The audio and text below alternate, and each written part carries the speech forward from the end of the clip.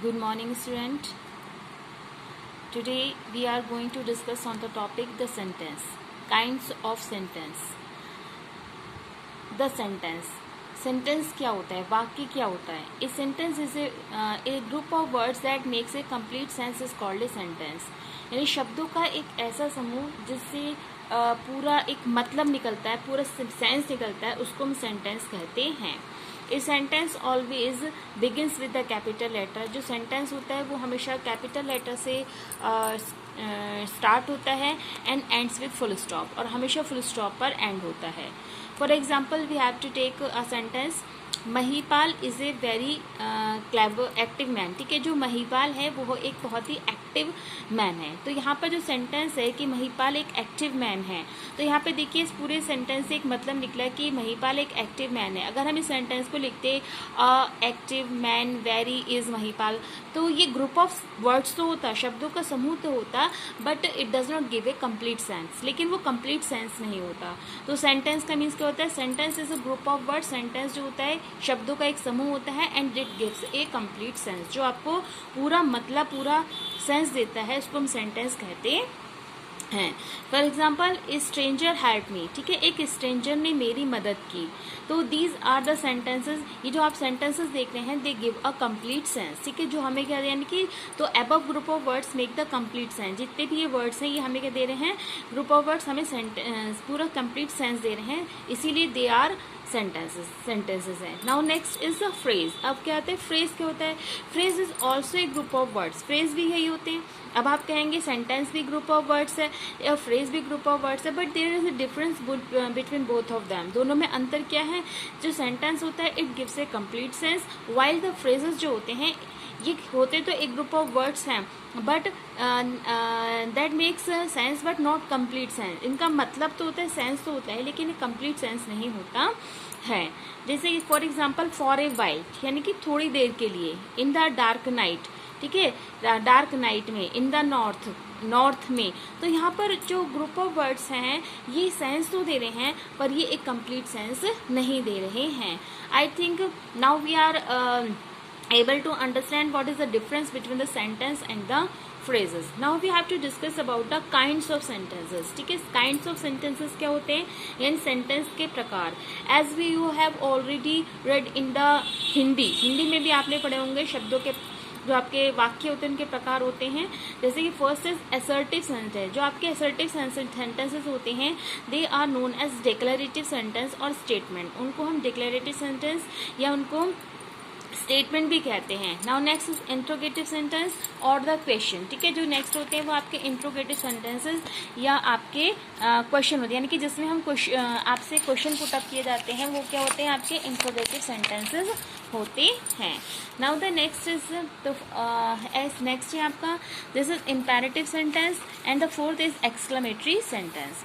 Now we have to discuss first assertive sentence और the declarative sentence. देखिए, assertive sentence के होते हैं उनको हम डिक्लेरेटिव सेंटेंसेस भी कहते हैं. और जैसे कि आपको बताया कि जो डिक्लेरेटिव सेंटेंस में क्या होता है, किसी भी चीज़ के बारे में प्रॉपर डिक्लेरेशन होता है, एक बात बताई जाती है. For example, Indian culture is full of diversities. कि भारत का जो कल्चर है उसमें बहुत सारी विविधताएं. तो इस सेंटेंस में आपने देखा कि इंडिया की जो कल्चर है उसके बारे में बात बताया जा रहा है, डिक्लेरेशन दिया जा रहा है. The capital of West Bengal is Kolkata. ठीक है, कोलकाता की जो वेस्ट बंगाल की कैपिटल कोलकाता है. तो इन दोनों सेंटेंसेस में आपने देखा कि दोनों ही जो सेंटेंसेस हैं they are giving some information.